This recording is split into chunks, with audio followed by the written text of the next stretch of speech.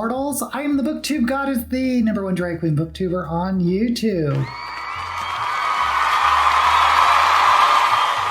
This month on Shelve It or Shove It, I picked up a science fiction novel, Square3, or Square to the Third, by Mira Grant. I thought I found myself a new author, and I was in for a few shocks that have nothing to do with the novel itself.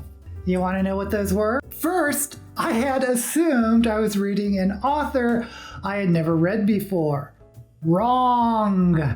I had read this author, but not under the name of Mira Grant. Mira Grant is the pen name for Shannon McGuire. Shannon freaking McGuire. If you don't know who Shannon McGuire is, she is a popular speculative fiction author who wrote one of my favorite books a few years back, Middle Game. So why does she write under a pen name? Both Shannon McGuire and Mira Grant write speculative fiction.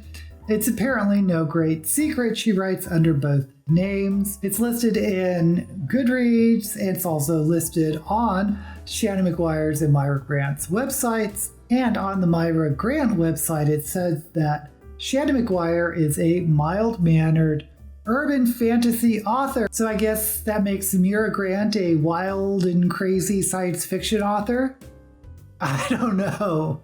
Anyway, so, okay, fine. This is actually a Shannon McGuire book, and I'm not mad about it since I've liked her prior writing. So I buy the ebook, I settle in, and I begin reading. Now, I'm not a fast reader compared to other booktubers. Maybe I read 2 or 3 books a month. I finished this novel in 2 days. What? Now, there are novels that I can't put down and I find myself flying through them, but this wasn't the case here. It just seemed like I started it and it was over.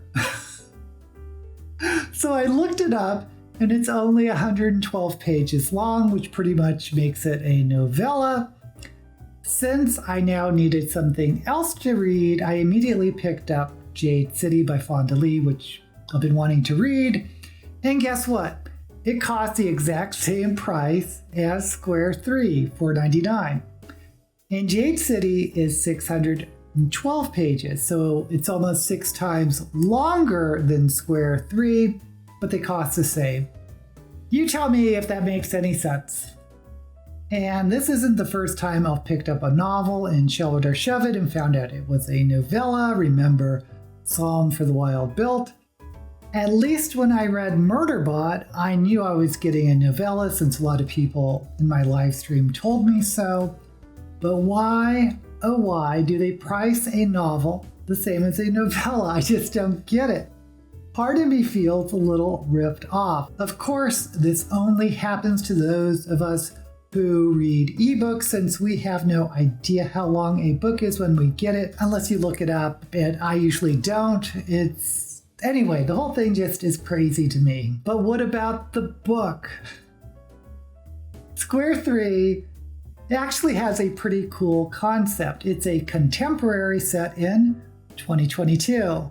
Now, I have no idea when Shannon Mira Grant, wrote this novel, but I assume it was last year. But it's set right after COVID, and it posits that COVID ended in 2022. So it's always a gamble for an author to kind of guess when an epidemic's going to end, because I don't think it's going to end in 2022, but just a little ironic. Anyway, something big happens in 2022 after the COVID pandemic dies down. Nobody is sure why, but enormous rips in the fabric of reality pop up in major population centers around the world, out of which comes these Godzilla-sized monsters. Now, there are a lot of theories which are explained in long parenthetical paragraphs, but there's never any definitive answer. Anyway, these monsters run amok, attacking each other or those around them until they are eventually put down by the military. Now, the interesting thing is that they defied the laws of physics because whatever dimension they came from had different rules of reality. And the monsters had these auras or skins or small bubbles surrounding them, which carried their reality or their environment, which allowed them to exist in our world. But like I said, they were put down pretty quickly. The more interesting thing that happened were where the rips in reality occurred in the major cities, they left behind these impenetrable zones that seemed to operate under the laws of physics from that alternate dimension. And anyone caught in those zones were never heard from again. Now, if you don't want to get caught in an alternate dimension, be sure to give this video a like and subscribe to my channel.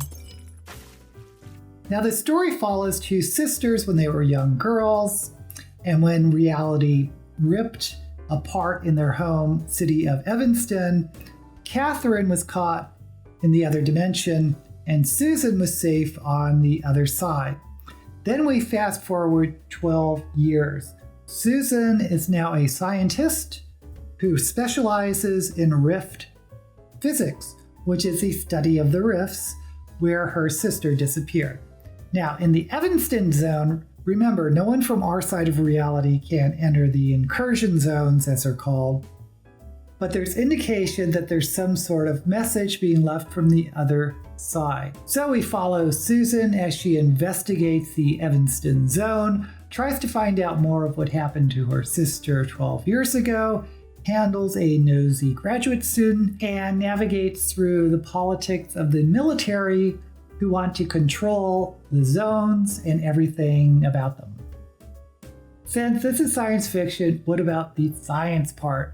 Honestly, in my opinion, there seemed to be more promise of how the physics changed in the incursion zones, other than pointing out that a creature the size of Godzilla would be crushed under its own weight if it was subject to the normal laws of physics. There wasn't much depth to the science part. There is a bit of science speak, but ultimately the physics of the incursion zones had more impact on biology than anything, and it could have been magical just as much as scientific. There's lots of talks about mathematics and physics, but it doesn't really go into great depth. You don't need to be Einstein to understand the science here. All that said, I have to say I really did enjoy Square3. It was a fast read. I mean, obviously it was only 112 pages, but the concepts were fun, and it reminded me a lot of Shannon McGuire's Middle Game, insofar that the main characters were two siblings that were wildly different, but yet had really deep bonds. And the writing between the two felt similar to me. There's something about the prose of Shannon McGuire, or I mean Mira Grant, that is very distinctive. There's some sort of distance created between the reader and the events. And everything is told in third person. Sometimes it kind of feels like reading a textbook. For example, the parentheticals, which take you out of the story to explain things, which is a bit like reading footnotes. Actually, I really do like that writing. I'm not sure if it's the type of writing I'd want to read all the time, but as a break from more traditional writers, it's a lot of fun. So I do give this book my blessing. If you are looking for a contemporary science fiction with alternate realities, with vibes of Stranger Things, and there are some nods to Stephen King, and I won't say why because of spoilers, but you will probably enjoy Square3 by Mira Grant. Just be forewarned that you'll be getting a novella-length story, and it is a very fast read. Until we meet again, may all the books you read be blessed.